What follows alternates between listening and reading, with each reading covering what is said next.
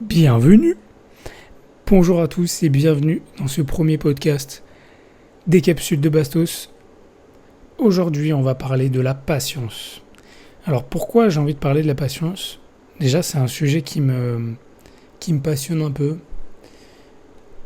Parce que plus je fais de l'introspection, plus je suis dans le développement personnel, plus je me rends compte de l'importance de la patience. Et ces derniers temps, avant de lancer tous ces projets, parce que là, je travaille sur énormément de choses. Que ce soit les réseaux, donc que ce soit YouTube, TikTok, Instagram. Je suis en train d'écrire aussi pour une autre chaîne YouTube. Enfin, c'est la mienne, mais c'est une autre chaîne. Et tout ça, ça prend beaucoup de temps. Et en fait, ça m'énerve parce que j'aimerais pouvoir tout faire d'un coup, tout sortir, tout enregistrer et un peu me libérer, quoi. Parce que quand on a beaucoup de choses, beaucoup d'étapes, on a envie de les griller. Parce que ça paraît tellement simple. On se dit, on fait tout d'un coup, paf, j'envoie et c'est fini. Sauf que tout ça, ça prend du temps à construire. Et donc, je me suis fait la remarque et je me suis dit, il faut que je parle de la patience. Parce que la patience, c'est vraiment la règle de base, la chose qu'il faut accepter, c'est vraiment la qualité qu'on doit avoir. Et en fait, je me faisais cette réflexion parce que j'ai toujours été quelqu'un de très patient dans la vie, sur plein de domaines. Il y a des domaines où je le suis beaucoup plus que d'autres. Par exemple, alors une fois j'étais allé à l'hôpital et tout, et en fait je suis arrivé vers midi et demi, et en fait je suis resté littéralement sur un brancard jusqu'à genre 22-23 heures à attendre qu'on vienne me dire ok, on va faire ça. Bon, entre temps on était venu une fois me faire un examen et tout, mais en gros j'ai attendu 12 heures, 10-12 heures sans rien, parce qu'en plus j'avais pas mon téléphone, j'avais rien, donc vraiment j'étais juste allongé comme ça. Et en plus il commençait à faire chaud, donc vraiment c'était pas ouf. J'étais là sans pouvoir parler à personne, parce que j'étais dans un couloir, j'avais même pas de chambre. Après attention, c'est pas un reproche, mais c'est juste que mon cas ne nécessitait pas à ce moment-là d'avoir une chambre. Mais du coup j'étais vraiment là comme ça à attendre, et c'était long forcément, parce que ça reste quand même des heures et des heures à rien faire, à attendre, à se dire est-ce que y a du nouveau, nanana. Surtout quand on attend pour sa santé, c'est toujours un peu délicat. Parce que plus ça prend du temps, plus psychologiquement on se dit ah ouais, en fait c'est grave, ils mettent du temps, et du coup j'ai vraiment un gros problème, je vais mourir limite. Et en fait j'étais très patient, très calme, j'attendais sans but. Enfin, je savais le but final, c'était d'avoir une réponse sur ce que j'avais. Mais c'est passé très vite. Et j'ai pas eu ce truc d'ennui. Bon, j'ai beaucoup réfléchi, j'ai pensé à énormément de choses, mais au global, c'était vraiment normal d'attendre comme ça. Et il y a eu plein d'autres moments comme ça dans ma vie où j'étais capable d'attendre sans me dire ok, en fait ça va arriver à tel moment, quoi. J'avais pas de date, de date, plutôt d'heure limite, donc je devais attendre sans savoir. Et pourtant je suis quelqu'un qui pense énormément, et donc ça aurait pu être vraiment horrible, parce que en fait il y a une espèce d'isolement, une espèce de truc qui peut nous ronger, justement parce que on fait que penser. Et en fait on pourrait penser que justement être dans ses pensées, ça nous permettrait de faire passer le temps. Ça peut, mais ça peut aussi nous détruire complètement. Mais en tout cas, pour moi, c'était bénéfique. Et par contre, il y a des choses où je sais que j'ai pas du tout de patience. Par exemple, c'est les enfants. Alors surtout les enfants des autres. Bon, les enfants des autres, oui, en l'occurrence, j'en ai pas actuellement, mais ce que je veux dire, c'est que forcément, si c'est des enfants de ma famille, je vais être plus tolérant que les enfants de quelqu'un que je ne connais pas. Et dans la logique, plus tard, je devrais être beaucoup plus patient avec mes enfants que d'autres. Mais même ceux de la famille, il y a eu des fois où je devais m'en occuper et puis vraiment, au bout d'une heure, c'est déjà trop. On a envie de sa liberté, on a envie d'être tranquille, quoi. Et puis en plus, on peut pas agir comme on veut puisque c'est pas nos enfants. Donc s'il fait une bêtise, on va peut-être l'engueuler, mais on va prendre des pincettes. On peut pas faire ça vraiment comme on voudrait. Mais pourtant, la patience, c'est un truc qu'il faut travailler. Et encore plus quand vous avez des objectifs, des projets. En l'occurrence, là, je vous ai parlé au début des projets que j'avais. Et effectivement, tous ces trucs-là vont me prendre énormément de temps. Vu que moi, pour le moment, je me lance, forcément, ça me rapporte rien du tout. Parce que quand on fait quelque chose pour de l'argent, c'est un peu différent. Sûrement que ça vous embête si vous allez travailler tous les jours. Enfin, si vous avez un travail, que vous travaillez pour l'entreprise et tout, et que vous n'aimez pas ce travail, en fait, vous donnez quand même quasiment, si vous faites un 35 heures, vous donnez quasiment un tiers de votre journée à une entreprise, à quelqu'un pour de l'argent, mais quelque chose qui ne vous rend pas meilleur dans votre vie, qui ne vous permet pas d'atteindre vos objectifs, si ce n'est d'avoir de l'argent. Et encore que, vous êtes potentiellement limité. Mais c'est là où je me dis, ok, maintenant il faut faire preuve de patience, il faut faire preuve aussi de recul. Et ça vient avec la patience parce que quand on en a, on va être capable de voir certaines choses qu'on n'était pas capable de voir avant. Par exemple, prendre du recul, ça va être plus facile pour nous parce qu'on va être là, on va se dire, ok, en fait, moi j'ai fait ça, il faut que je fasse ci, il faut que je fasse ça, sans se mettre vraiment dans un mauvais mood où ah là là je suis stressé, purée j'ai trop de choses à faire et tout, mais ou alors ouais là là j'ai tellement de trucs et tout, ça va être impossible, jamais je pourrais y arriver. Mais c'est plutôt de se dire ok, de toute façon ce temps-là j'ai besoin de le prendre parce que de un ça va me permettre de pas griller les étapes, donc de pas faire d'erreurs, de prendre du recul sur comment agir, sur est-ce que je ferais pas mieux de faire ci ou ça.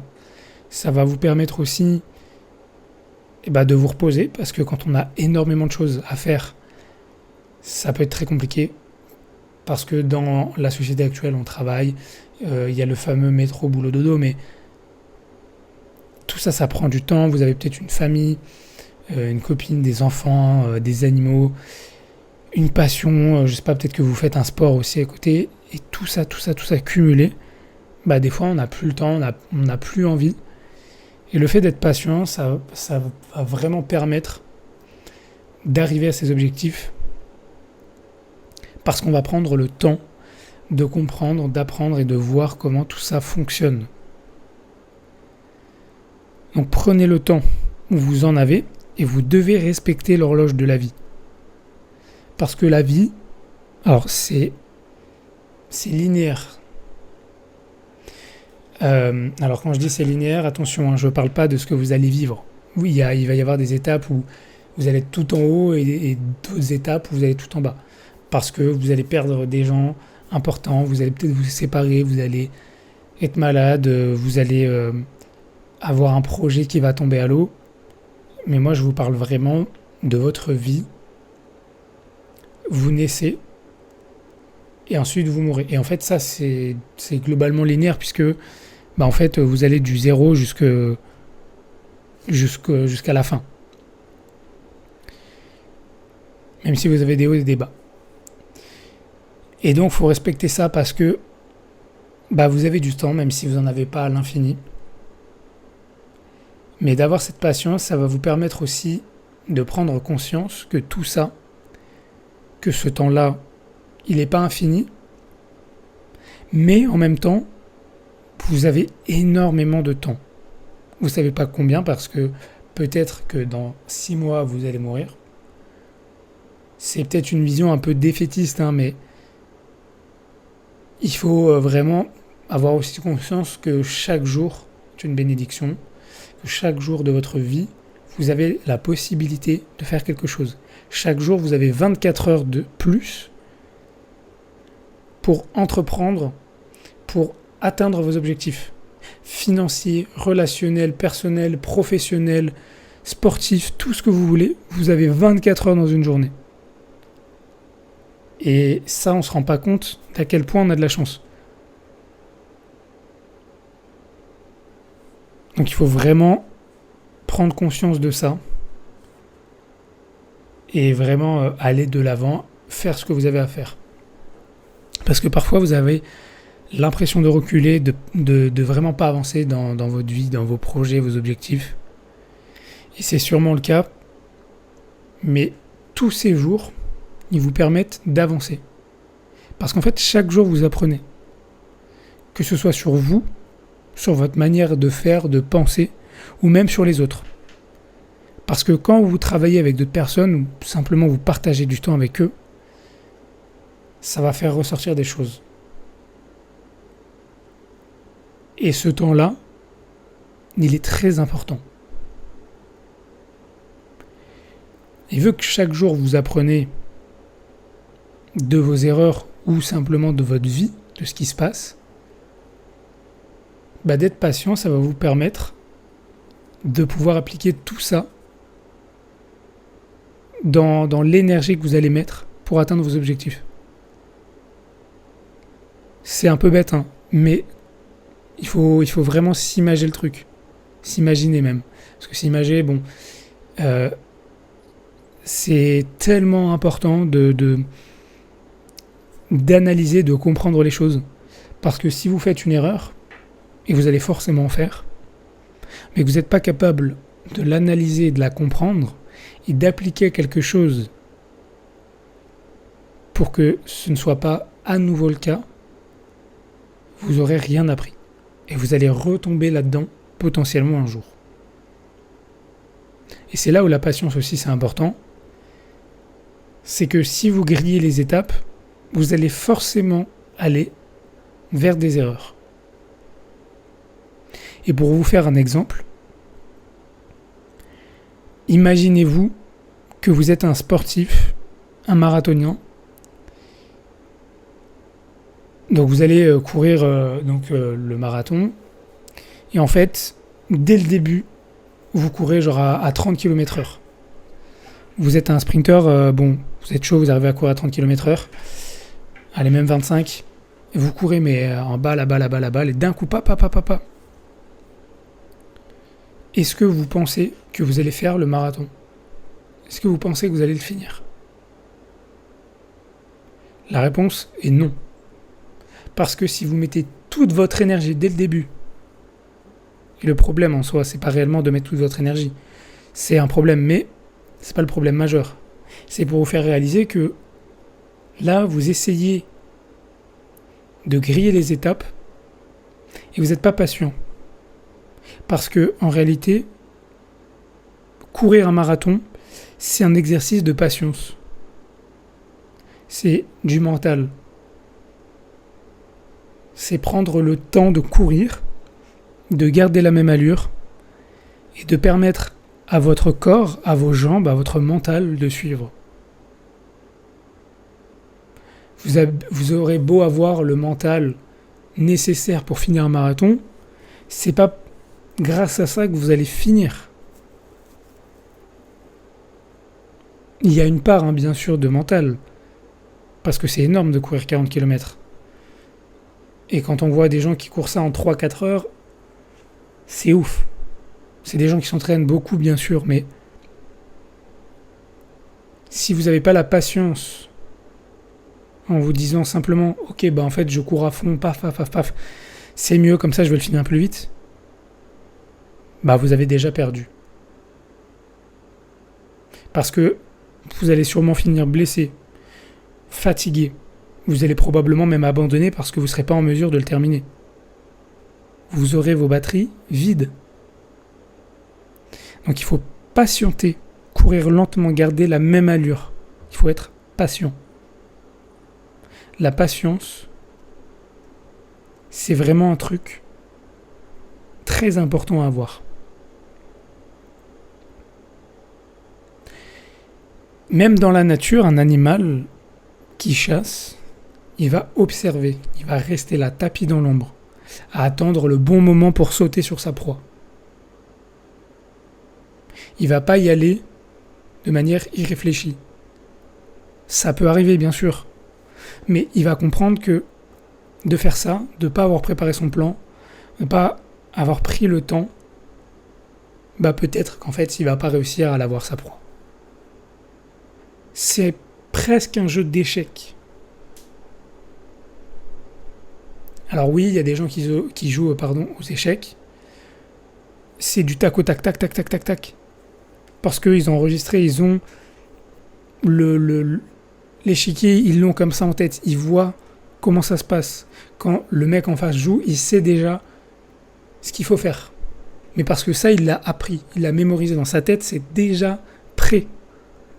Si je vous dis un plus 1, vous n'avez pas besoin de réfléchir. Vous savez déjà que ça fait 2. Par contre, si je vous dis 17 529 plus 32 712, vous allez devoir patienter parce que le temps de faire votre addition, il va falloir que vous réfléchissiez. Il va falloir faire cette addition. Vous ne pourrez pas sortir le nombre comme ça. Il y a des gens qui sont très rapides pour le faire. Mais la majorité des gens, c'est pas le cas. Et surtout si vous commencez dans quelque chose, en fait, je peux être très rapide. Là, je peux dire, ça fait 28 000. Ok. Bah oui, mais c'est faux, en fait. Parce que j'ai pas su patienter. J'ai pas su prendre le temps nécessaire, le recul, pour faire cette addition et pour dire, ok, en fait, ça fait tant. Donc, il faut faire comme un marathonien, prendre le temps. Il faut faire comme un animal qui chasse, prendre le temps. Parce que même si ce que vous voulez faire, il n'y a pas de réel bon moment, comme pourrait l'avoir l'animal quand il est en train de chasser, parce que vous, le meilleur moment pour vous lancer, c'est le moment où vous vous lancez en fait. C'est-à-dire que c'est dommage, bien sûr, d'attendre pour relancer votre projet, mais ce sera toujours mieux de le lancer que de rien faire. Et après, là, à partir du moment où vous commencez à faire ce qu'il faut, à visualiser le truc, à peut-être vous entourer, à apprendre, à déléguer si vous avez des gens avec qui vous travaillez et tout, ça prendra un peu plus de temps. Mais commencez déjà par la base, en étant patient, en prenant le temps nécessaire pour faire tout ça.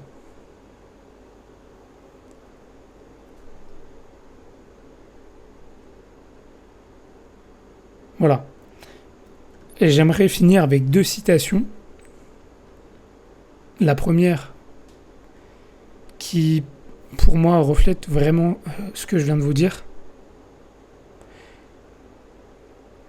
Donc elle est de Plaute. Le meilleur remède pour tous les problèmes, c'est la patience.